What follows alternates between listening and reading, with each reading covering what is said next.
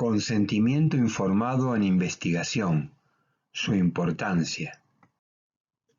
Desde el desarrollo inicial del concepto de sujeto de investigación y la necesidad de su aceptación para ser incluido en la misma, desde Nuremberg en 1945, hasta el de respeto de la persona, desde el cual se desarrolló el concepto del consentimiento informado, en Belmont, 1979, el mismo aparece como un elemento clave, relacionado con el deber de respeto recíproco entre las personas, pero especialmente exigible al equipo de salud y los investigadores por el riesgo que existe en una relación que de por sí es asimétrica, por lo tanto, posible de convertirse en fuente de abuso.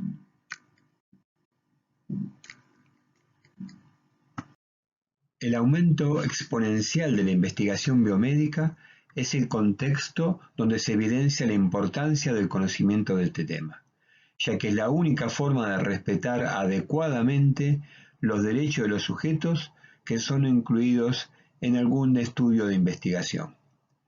Por este motivo, el consentimiento informado se vuelve un elemento esencial cuando las fases preclínicas de investigación han sido completadas y se hace necesario entonces obtener determinada información de las personas involucradas que permitan la aplicación práctica como innovación en la atención general. Debemos saber claramente que este proceso puede ser mucho más exigente y complejo en algunas situaciones particulares, por ejemplo, en menores de edad, enfermos mentales graves, pacientes inconscientes, personas encarceladas, mujeres embarazadas, en este caso por el riesgo aumentado para 2 personas, y también en la investigación médica que se desarrolla en países menos desarrollados. En general, la investigación en seres humanos ha ido creciendo significativamente durante las últimas décadas, posiblemente debido al crecimiento de estudios farmacoclínicos auspiciados por la industria y en algunos países el aumento de recursos estatales para la investigación. Pero claro, aparte del conocimiento esperable del avance tecnocientífico, coexisten en este desarrollo enormes intereses, incertidumbres y riesgos y reflejan las complejas relaciones que aparecen cuando se investiga o cuando se modifican algunas condiciones sanitarias a partir de las informaciones incompletas y hasta cuando la posibilidad de nuevos descubrimientos se ven potenciados por el enorme peso económico que tiene la industria farmacéutica a nivel global. Primero, debemos considerar el consentimiento informado en sus distintos aspectos. Podemos pensar en el consentimiento para realizar intervenciones sanitarias sobre personas enfermas que piden ayuda al equipo de salud para resolver su problema y la aceptan. Segundo, pensemos en el consentimiento informado sobre personas sanas que han solicitado una determinada intervención, como las cirugías plásticas o cosméticas. Tercero, podemos pensar en el consentimiento informado en investigación apropiado para realizar investigaciones sanitarias sobre personas enfermas que aceptan ser sujetos de estudio.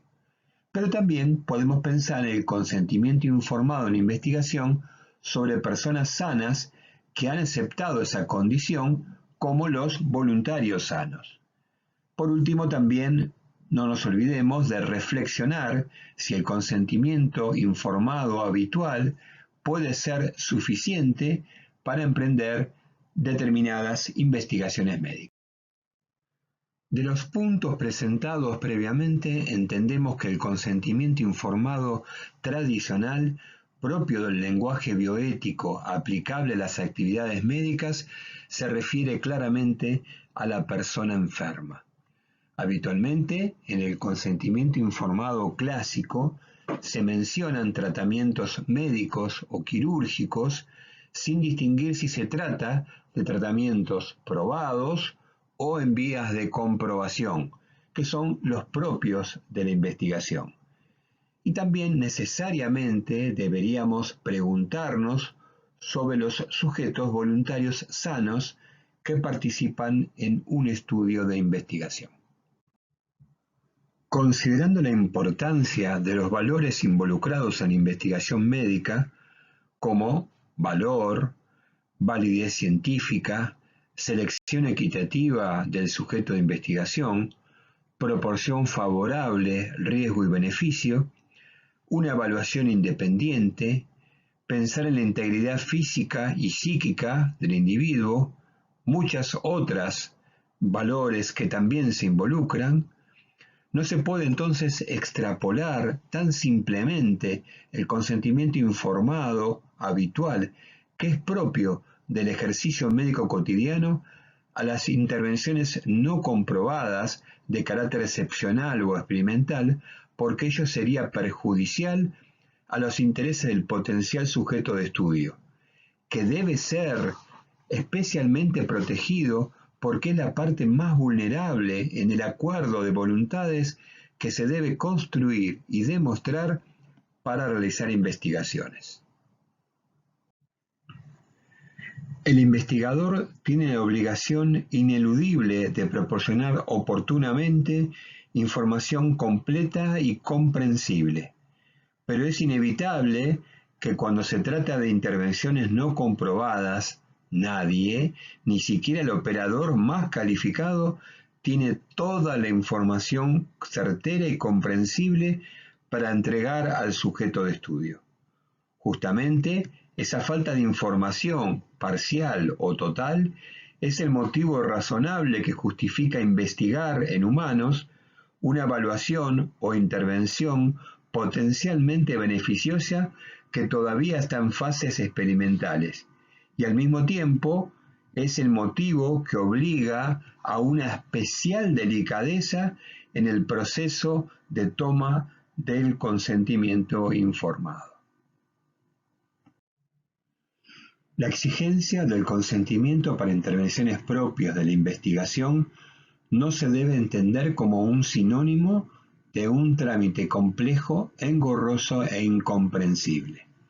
Parece importante entonces que el desarrollo de investigaciones debe estar amparado por una forma especial de consentimiento informado que resuelva los peculiares riesgos de molestias, secuelas o muerte que se puede manifestar durante la evaluación de recursos sanitarios cuya eficiencia, eficacia o seguridad no ha sido completamente demostradas, y que en este caso puede afectar a personas que no están enfermas y que es requerido para la intervención de los investigadores que no pueden conocer el resultado final, pero que a pesar de ello están obligados a proporcionar la información más completa en términos que sean comprensibles para cada paciente.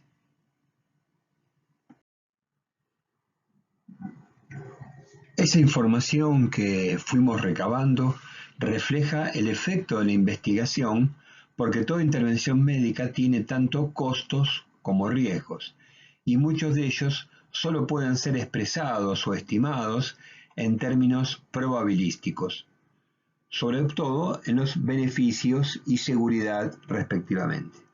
Entonces, de esta forma, como solo es una probabilidad estadística, la investigación es el camino inevitable para mejorar la predicción de costos y riesgos para que los recursos puedan ser correctamente utilizados considerando su eficacia y su seguridad.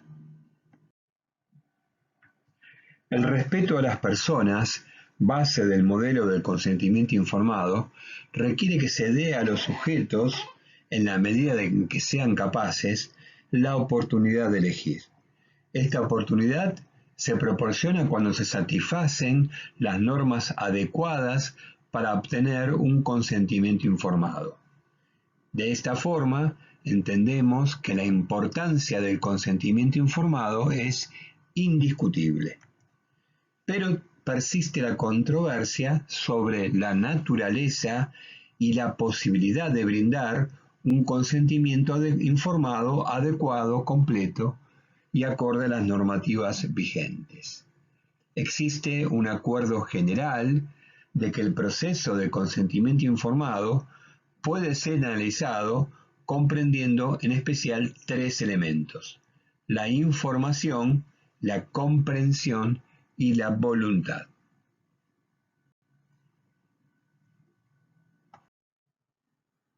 La mayoría de los códigos de investigación establecen puntos específicos de declaración que tienen por objeto asegurar que se proporcione suficiente información a los sujetos pasibles de incorporarlos a una investigación. Estos puntos generalmente incluyen el procedimiento de la investigación, sus propósitos, los riesgos y beneficios anticipados si es que existen, procedimientos alternos cuando se incluye alguna terapia y una declaración ofreciendo al sujeto la oportunidad de hacer preguntas y retirarse en cualquier momento de la investigación.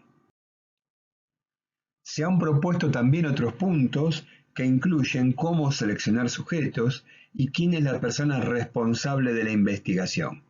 Sin embargo, el simple hecho de mencionar estos puntos no responde a la pregunta clave: ¿cuál es la norma para juzgar qué cantidad y qué clase de información se debe proporcionar al sujeto pasible de una investigación? La norma que frecuentemente se invoca en la práctica médica, específicamente la información proporcionada comúnmente por médicos en situaciones comparables, en el caso de la investigación es totalmente inadecuada, ya que la misma se realiza precisamente cuando no existe un entendimiento común. Otra norma clásica requiere que el médico revele la información que personas razonables desearían saber para tomar una decisión con relación a su tratamiento. Esto también parece ser insuficiente, ya que el sujeto de investigación, siendo en esencia voluntario, puede desear saber mucho más acerca de los riesgos previsibles que un paciente que está enfrentado a un tratamiento posiblemente necesario. Pudiera ser entonces que la norma del voluntario razonable se debería proponer de la siguiente manera: la amplitud y naturaleza de la información deberá ser tal que las personas, sabiendo que el procedimiento no es necesario para su tratamiento o tal vez tampoco ha sido comprendido completamente, puedan decidir si desean participar en el avance del conocimiento propuesto.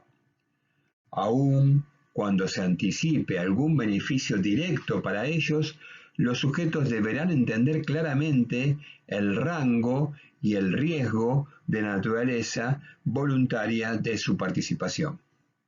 Pero a pesar de todo esto, un problema especial se plantea cuando el informar a los sujetos de algún aspecto de la investigación puede invalidar la misma porque agrega algún sesgo.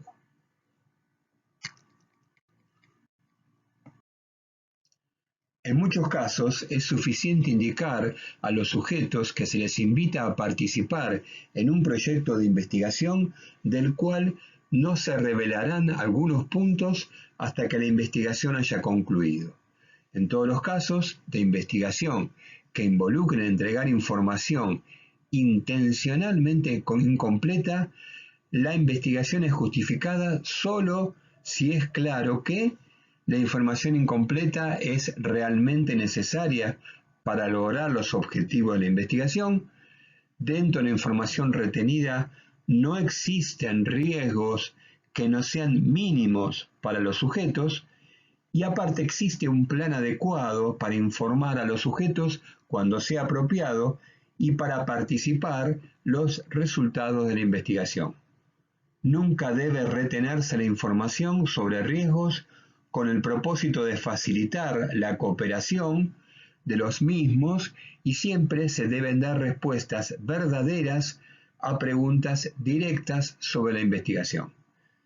Se debe también tener mucho cuidado en distinguir los casos en que la investigación se invalidaría con una información completa de los casos en que la declaración completa simplemente incomodaría al investigador, y este es un punto también clave.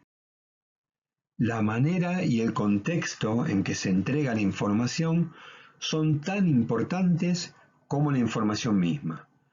Por ejemplo, presentar la información de manera desorganizada y rápida, dejando poco tiempo para las consideraciones o reduciendo las oportunidades para hacer preguntas, puede perjudicar la habilidad del sujeto para hacer una elección informada. Y como la habilidad del mismo para entender depende de su inteligencia, de su razonamiento, madurez y lenguaje, es necesario también adaptar la presentación de la información a las capacidades reales comprendidas del sujeto. Entonces, es responsabilidad de los investigadores asegurarse que el sujeto ha comprendido la información completamente. Aun cuando siempre existe una obligación de asegurarse que la información sobre el riesgo expuesto a los sujetos de investigación sea comprendida completa y adecuadamente, encontramos que cuando hay riesgos más serios, la obligación, por supuesto, es mucho mayor y comprometida por parte del investigador. A veces puede ser adecuado para evaluar la comprensión adecuada del sujeto de investigación hacer una prueba justamente de comprensión, ya sea oral o escrita. También puede ser necesario pensar que hay situaciones especiales cuando la comprensión esté severamente limitada, por ejemplo, por causas de inmadurez o incapacidad mental, y que por lo tanto debamos plantear un elemento más para comprender y entender la comprensión del sujeto. Claramente, algunos sujetos plausibles de incorporarse a una investigación pueden ser considerados como incompetentes, en especial los bebés, los niños menores, los pacientes incapacitados mentalmente, los pacientes en estadios terminales de distintas enfermedades, incluso las no oncológicas, los comatosos en sus distintos grados. La comprensión que realicen deberá ser considerada de acuerdo a sus propias condiciones. Y aún para estas personas, eventualmente incompetentes, el respeto a ellas exige que se les dé la oportunidad de elegir en la medida de que sean capaces de su participación en la investigación. La oposición a participar también deberá respetarse, a menos que la investigación signifique recibir una terapia que no estaría a su alcance de otra forma. De esta manera es la forma como se respeta a la persona, reconociendo sus deseos y también incorporando el uso de terceras personas para protegerlos de eventuales daños. Las terceras personas escogidas deberán ser aquellas que estén en las mejores condiciones de entender la situación del sujeto incompetente y que actúen en el mejor interés de esa persona. Y este también es un punto clave que debemos rescatar. La persona autorizada para actuar en nombre del sujeto debe tener la oportunidad de observar la investigación cuando se lleve a cabo, en caso de que sea posible, para tener ocasión de retirar al sujeto de la investigación si considera que tal acto es el mejor interés para su representado. La aceptación de participar en una investigación constituye un consentimiento válido solo si se ha hecho voluntariamente. Este elemento del consentimiento informado exige ciertas condiciones, como que esté libre de coerción y de influencia debida. ¿Qué es la coerción? La coerción ocurre cuando una persona presenta intencionalmente a otra una amenaza evidente de daño para lograr su consentimiento. Sería algo similar al uso de la fuerza. En contraste, la influencia indebida ocurre a través de una oferta de recompensa excesiva, injustificada, inapropiada o deshonesta u otra proposición para obtener el consentimiento, lo que podría asemejarse a una coerción. También persuasiones que ordinariamente podrían ser aceptables en teoría, en algunas circunstancias, pueden ser influencias indebidas si el sujeto es especialmente vulnerable.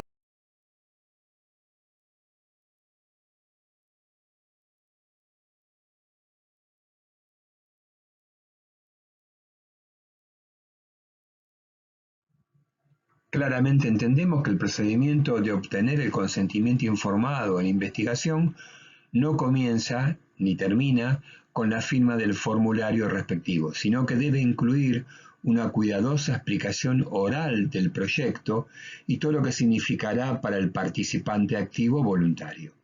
Además, se debe informar a los participantes que están en libertad de retirar su consentimiento para participar en todo momento, incluso después que el proyecto ha comenzado, sin ningún tipo de represalia de parte de los investigadores o de otros médicos, y tampoco sin comprometer su atención médica.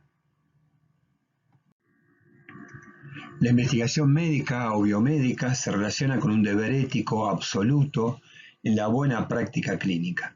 Y este deber implica tanto la producción como el análisis de la mejor información disponible. Por eso, la doctrina del consentimiento informado en la investigación se debe interpretar a la luz de la Declaración Universal de Derechos Humanos, que es un documento internacional extraordinariamente práctico que solo pretende evitar o atenuar los puntos de conflicto en la convivencia humana sin otros prejuicios, ideologías o dogmas, salvo la idea fundamental de que es posible y preferible convivir en paz. Hay otros motivos que le han agregado importancia vital y fuerza al concepto original. Primero, el explosivo crecimiento de investigaciones en curso, el aumento de riesgos asociados, los conflictos entre los intereses del investigador y de los investigados, la confusión entre ciencia y experimentación inoficiosa, la aparición de conflictos bioéticos secundarios a la fuerza de los nuevos recursos tecnológicos disponibles y muchos más que sería muy extenso detallar. El consentimiento informado, entonces, en investigación es una de las manifestaciones que permite reconocer una relación más o menos civilizada, cortés o humana entre las personas que se encuentran en posición de investigar, convertir la ignorancia en conocimiento y las que se encuentran dispuestas a ser sometidas a esa investigación, aceptando algunas incomodidades o riesgos en el proceso. Se trata de un proceso que es obligatorio para el investigador, quien además adquiere la obligación de demostrarlo formalmente, si ello fuera necesario, sea por motivos administrativos, regulatorios o judiciales. Debe estar siempre orientado a respetar la dignidad del paciente, su mejor derecho a vivir según sus propios intereses, especialmente cuando se encuentra en posición de vulnerabilidad, sea ella de origen sanitario, económico, cultural, social, étnico o de cualquier otra especie. Es un proceso que ha sido objeto de variadas declaraciones internacionales y que está sujeto a múltiples regulaciones locales, pero ellas no han sido suficientes para garantizar los derechos de algunas poblaciones. Por este motivo, se debe insistir en la necesidad de estudiar el origen y la evolución del concepto para desarrollar conductas automáticas que permitan reducir el riesgo de perjudicar a los sujetos de estudio o incurrir en prácticas que aparecen obviamente inaceptables cuando se juzgan con la perspectiva del tiempo y la distancia. Muchas gracias.